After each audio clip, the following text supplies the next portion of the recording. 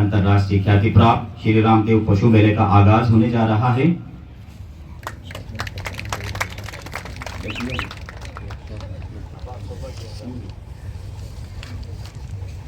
श्री कृपा डॉक्टर महोदय का स्वागत करें, अभिनंदन करें, जोरदार तालियां हो जाएं, तालियां हो जाएं।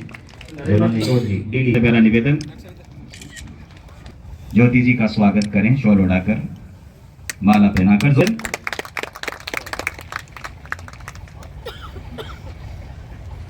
श्री सुरेश जी राठी बामाशाह, जिनका हमें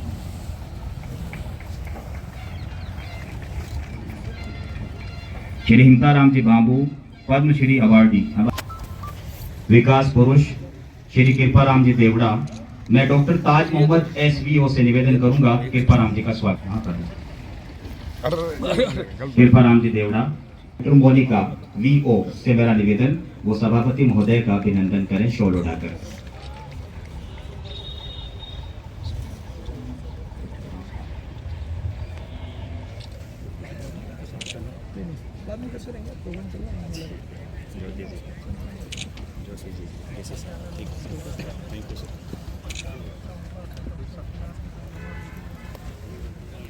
किसान भाइयों, बाबा रामदेव पशु मेले के अंदर ध्वजारोहण का, झंडे का पूजन हो रहा है।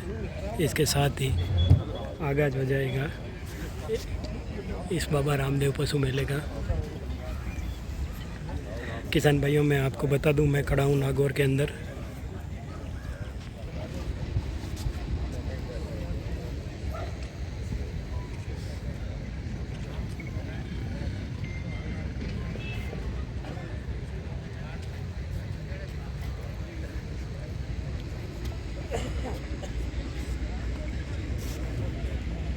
कारकं नमामि विघ्नेश्वरपादपङ्कजं गङ्गणो अपरीता सुद्भिदः देवानो तथा सत्वृद्धे सन्नप्रायो रक्षितारो दिवे दिवे श्रीमन्महागणाधिपतये नमः।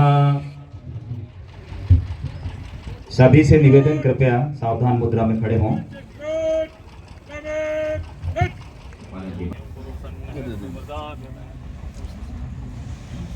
ओम श्री मंगलम भगवान विष्णु मंगलम गरुड़ध्वज मंगलम पुंडरीकाक्ष मंगलाय हरि श्रीमन्महागणाधिपतये ओम गं गणपतये नमः। ओम श्री वक्रतुंड महाकाय श्री महागणाधिपतये नमः। ओम तदेव लग्नं सुदिनं तदेव चंद्रबलं। जी मैडम, हमारे स्थानीय यहाँ के कलेक्टर साहब डॉक्टर अमित यादव जी, हमारे SP साहब नारायण जी टोकर साहब, हमारे यहाँ की फर्स्ट सिटीजन ही कहेंगे नीतू जी बोथरा जी, ओम जी प्रधान साहब, सुरेश जी राठी साहब, और यहाँ पे जिन्होंने अभी सब चर्चाओं का विषय बने हुए हैं, कृपाराम जी देवड़ा साहब, जो 3 दिन में स्टेज बनवा देते हैं। और जैसा कि अभी पशुपालन विभाग के अधिकारी बता रहे थे कि भाई हम जो भी मांगते हैं, कृपाराम जी देवड़ा द्वार बना बना करके, वहाँ जितने मेरे को लगता है कि आने वाले 10, 12, 15 साल में जितने द्वार होंगे नागौर में, उन सब पे कृपाराम जी देवड़ा का नाम लिखा हुआ होगा। तो बहुत ही एक्टिवली पार्टिसिपेट करते हैं, कहीं पे कोई योगदान करना होता है। हमारे जगदीश जी बिटिया सर जी, हमारे CO साहब अर्जुन जी लोमरोड जी, हिमताराम जी बाबू साहब, जो पद्मश्री लेकर के जिन्होंने नागौर का नाम रोशन कर रखा, हमारे समाज का नाम रोशन किया है, बाबूराम जी जानी जी, प्रेमसुख जी जाजड़ा जी, विक्की सदावत जी, और भाई कोई नाम रह जाए तो भूल चूक माफ, नंद किशोर जी सदावत जी रह गए। सुरेश जी राठी साहब का तो पहले आ गया था, फर्स्ट लाइन में आ गए थे। मेरे सामने उपस्थित सभी बड़े बुजुर्गों, किसान भाइयों, नौजवान साथियों, माताओं बहनों, मीडिया के बंधुओं और पशुपालन विभाग के अधिकारी, मुझे याद है कि जब हम बचपन में स्वर्गीय नाथूराम जी की बात जब चर्चा चलती थी, तो वो नागौर के पशु मेले से बात शुरू होती थी कि बेटा कटे जाओ दादा साहब, कि बेटा नागौर में मेलो है जहाँ मीटिंग कर रहा हूँ। और उस टाइम पे जिस बड़ी मीटिंगें हुआ करती थी, लोगों के मन में वो कहीं ना कहीं भावना थी। तो जब मैं सांसद बनी थी तब भी मुझे कहा करते थे कि कोई MP का कोई ज्यादा काम नहीं है, आप तो जब मौका लगे मेलो खेलो में आ जाया करो, हमारे चाहे नागौर का मेला हो चाहे हमारा परबतसर का पशु मेला, उसमें अपनी हाजिरी दर्ज करा दो। फिर जब मैं उन मेलों में गई, तब जैसा अभी हमारे मीणा साहब बता रहे थे कि भाई वो रौनक उन मेलों की नहीं रही जो एक जमाने में चली आ रही थी। और उसका कारण भी बहुत लंबा समय हो गया, ये जो बछड़ों पे रोक लगी, 3 साल तक का गौवंश आप स्टेट से बाहर नहीं ले जा सकते। मीणा साहब ने जैसा बताया, वो हाईकोर्ट की रोक नहीं लगी हुई है उसके अंदर, वो तो एक्ट बन चुका है। विधानसभा में उस मुद्दे को उठाने की बात थी, जब पीछे सरकार हमारी थी, तब भी मैंने बड़ा प्रयास किया था। उसमें परेशानी ये थी कि उसमें एक एडिशनल सर्कुलर निकला हुआ है जिसमें चाहे वेटनरी मुद्दा हो, चाहे एनिमल हस्बेंड्री हो, एग्रीकल्चर हो, सप्लीमेंट्री सर्कुलर है। उसमें आपने हर तरीके का एक मतलब एक ब्लैंकेट बैन ही कर दिया है कि आप 3 साल से छोटा बच्चा ले जा ही नहीं सकते स्टेट के बाहर। उस समय हरजी राम जी एग्रीकल्चर मिनिस्टर थे और एक कमेटी गठित करवा करके उसकी एक रिपोर्ट भी बनवाई थी और उसमें यह आया था कि भाई कम से कम 3 नहीं तो 2 साल का अगर रोक लग जाए, 2 साल का बछड़े तक ठीक है, वहां तक सस्टेनेबल होता है। 6 महीने जब शुरू करा था पर वो अल्टीमेट रिपोर्ट ये आई थी। तो हम अपने लेवल पे तो पॉलिटिकल इश्यूज जो होते हैं उनको रेज करते रहते हैं। मैं आप लोगों से भी निवेदन करूंगी कि कहीं अगर ये मुद्दा आता है, एक्चुअल कारण ये है। अभी रेलवे की बात कर रहे थे, मैं अभी आने से पहले 2 दिन पहले ही एक बार रेलवे मंत्री जी से दिल्ली में मुलाकात भी करके आई थी और वो ट्रेन शुरू कराने की बात भी हो रही थी कि भाई जो पशु बाहर लेकर के जाने होते हैं उनके लिए सुविधा बढ़ जाती है। अगर एक उसमें कुछ पेचीदगियां हैं, उन्होंने भी अपनी कोई लिमिटेशंस बताई हैं, पर हम प्रयासरत हैं कि भाई किसी तरह से वो ट्रेन वापस शुरू हो सके ताकि हमारे किसान भाइयों को पशु बाहर ले जाने की जो समस्या है वो कम झेलनी पड़े। और ये पिछले कुछ समय में ये सिर्फ ट्रक यूनियन का जो चक्कर हुआ है कि ये ट्रक यूनियन जो है एक रेट ज्यादा सेट कर देती है जिससे आर्थिक भार बहुत ज्यादा आता है, सिर्फ वो भी मुद्दा नहीं है, एक रिस्क फैक्टर बहुत ज्यादा हो गया। एक धारणा बन गई है कि अगर पशु बाहर जा रहे हैं तो शायद वो कटने के लिए जा रहे हैं, तो उस वजह से माहौल जिस तरीके का हो गया तो उनको भी रिस्क लगती है। हम ये उस रिपोर्ट में जो हरजीराम जी के टाइम पे बनी थी उसमें ये भी आ रखा था कि हमारा जो नागौरी बैल है वो नस्ल इस तरीके की है कि बछड़े पे इतना मांस ही नहीं होता कि वो पड़ता खा जाए अगर किसी को काटने के लिए लेकर के जा रहा हो। हमने ये भी समझाने की कोशिश करी थी कि उसकी बनावट ही नागौरी बैल इस तरीके से है कि वो खेती के काम में आता है। और जहाँ यूपी मध्य प्रदेश में आज भी कई लोग नागौरी बैल लेकर के जाना चाहते हैं, वहाँ जहाँ आधुनिकरण हुआ है, मशीनें बहुत आई है, ट्रैक्टर आ गए, ज्यादातर खेती जो है मशीनों से होने लग गई, तो स्वाभाविक सी बात है कि भाई पशुओं की इतनी इंपॉर्टेंस नहीं रह जाती। दूसरा जो मुद्दा ऊंटों के बारे में बताया वो भी एक बड़ा विचित्र सी एक सिचुएशन है कि ऊंट जो हमने राज्य पशु का दर्जा दिया उसको हम राज्य से बाहर नहीं लेकर के जाने दे रहे हैं, लेकिन उसका जो आर्थिक भार है वो हमारे किसान पे पड़ रहा है, क्योंकि अगर आप उस चीज को बढ़ावा ही नहीं दोगे तो किसी के लिए कोई इंसेंटिव नहीं रह जाता है ऊंटों को पालना। और मुझे लगता है कि जितनी गायों पे घास गिरी है उससे कहीं ज्यादा ऊंटों पे आज की तारीख में घास गिरी है। कभी कोई ये रबारी और ये लोग एक जमाने में बहुत सारे ऊंट रखा करते थे, आज कहते हैं कि हमारे को उनका भरण पोषण करना, पालना इनको इतना महंगा पड़ता है कि हम ऊंट पाल ही नहीं सकते, उनसे तो सस्ता में ट्रैक्टर पड़ जाते हैं। तो मैं ज्यादा लंबी बात नहीं करके कलेक्टर साहब से यहाँ निवेदन करूंगी कि ये बाउंड्री वॉल उस टाइम पर जब मेरे टाइम पे सैंक्शन हुई थी, बहुत लंबे समय बाद इसके बजट आकर के और प्रपोजल होकर के मुझे लगा बहुत अच्छी चीज है, बहुत सुंदर बाउंड्री वॉल बन गई है, पर यहाँ पे कलेक्टर साहब कुछ अतिक्रमण हो रखे हैं। तो मेरा ख्याल उनको भी अपने कोई बड़ी प्रायोरिटी पे लेकर के तो अतिक्रमण अपने यहाँ पे हटाएं, क्योंकि अब तो बाउंड्री भी बन गई है तो अपने को सिक्योर कर पाना भी आसान होगा जगह को। और मेरी तरफ से तो जब भी आपको या प्रशासन को कोई भी मदद की जरूरत होगी, हम हाजिर हैं आप लोगों के सेवा करने के लिए, इस धंधे में हैं, तो आगे भी प्रयासरत रहेंगे। आप सब यहाँ पे पधारे, आप सबका बहुत बहुत आभार।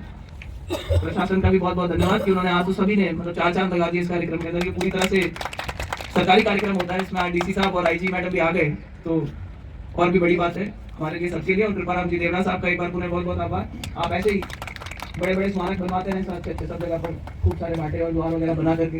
कृपाराम जी के बारे में कहा जाता है कि 400-500 साल बाद ही खुदाई होगी और वहाँ पे द्वार निकलेंगे तो सोचेंगे कि कहीं कोई बहुत बड़ा साम्राज्य था उस टाइम में। तो अच्छी बात है, बहुत अच्छा काम करते हैं समाज के लिए। जैसा अभी डॉक्टर जोगी जी ने भी बताया, पशुपालन का हमारे यहाँ एक सांस्कृतिक विरासत है और पशुधन को समान महत्वपूर्ण स्थान हमारे समाज में, जो कृषि प्रधान हमारा समाज रहा है, तो कृषि व्यवस्था में और जो कृषि प्रधान एक स्थान की जो अर्थव्यवस्था थी उसमें पशुधन का बहुत ही महत्वपूर्ण स्थान बहुत पुराने काल से रहा है।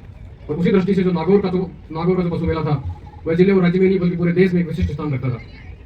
मुझे याद है जब आज के 34-35 साल पहले हमने राजकीय जीवन शुरू किया था और प्रशासन ने हमने एंटर किया था, उस समय बाई चांस अजमेर में मेरा प्रतिष्ठापन हुआ था ट्रेनिंग के बाद में, और उस समय भी पुष्कर मेला छोटे लेवल पे जब हम पंचायत समिति में थे तो लामाना पशु मेला, और उस समय भी नागौर पशु मेला का एक विशिष्ट नाम हम सुनते थे और एक विशिष्ट स्थान था इसका।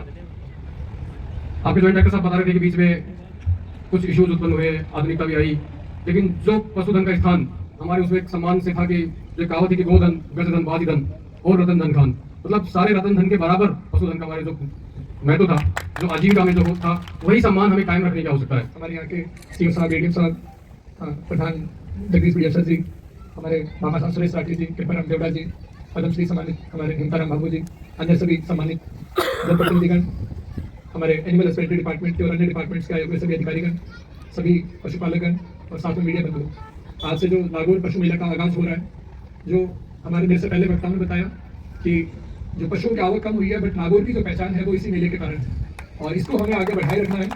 इसको हम आज के आधुनिक वर्ल्ड के हिसाब से कैसे उसको और इफेक्टिव बनाए वो हमें इस पर सोचना है।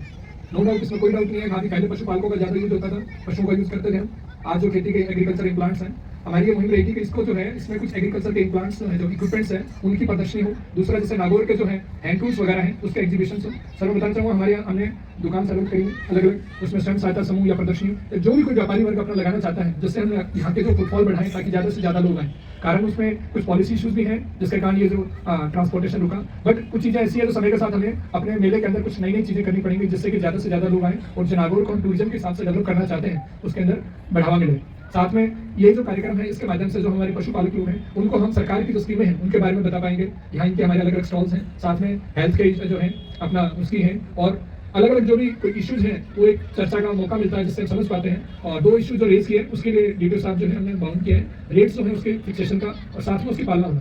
और दूसरा, यहाँ से जेडी साहब एक चिट्ठी जो है प्रॉपरली सभी जो नेबरिंग डिस्ट्रिक्ट्स के जो डिस्ट्रिक्ट कलेक्टर्स हैं, तो वो यहाँ से चले जाए, साथ में दें वो कॉपी अटैच होकर, ताकि और हमारे यहाँ से अगर कम्युनिकेशन रिक्वायर्ड है तो एक कंट्रोल रूम नंबर में अपने हो जाए, ताकि वो कॉन्टैक्ट कर सकें, ताकि इस तरह की परेशानी ना हरासमेंट फील ना कर सके बॉर्डर पे। और अंत में हमारे बीच समय देने के लिए मैं डीसी साहब, आईजी मैडम, सभी जनप्रतिनिधि, सभी का धन्यवाद ज्ञापित करना हम चाहूँगा। उम्मीद करेंगे कि इसकी उपयोगिता बनी रहे और सभी पशुपालकों को भी हम अच्छी सुविधाएं दे पाएँ नागौर में। इसका भी हम प्रयास करेंगे हमारे जिला कलेक्टर के माध्यम से, जिला प्रशासन के माध्यम से, पशुपालन डिपार्टमेंट के माध्यम से हम इनको फैसिलिटेट करने का काम करेंगे। जो भी इनकी इश्यूज़ हैं, समस्याएं, उनका भी हम निराकरण की कोशिश करेंगे।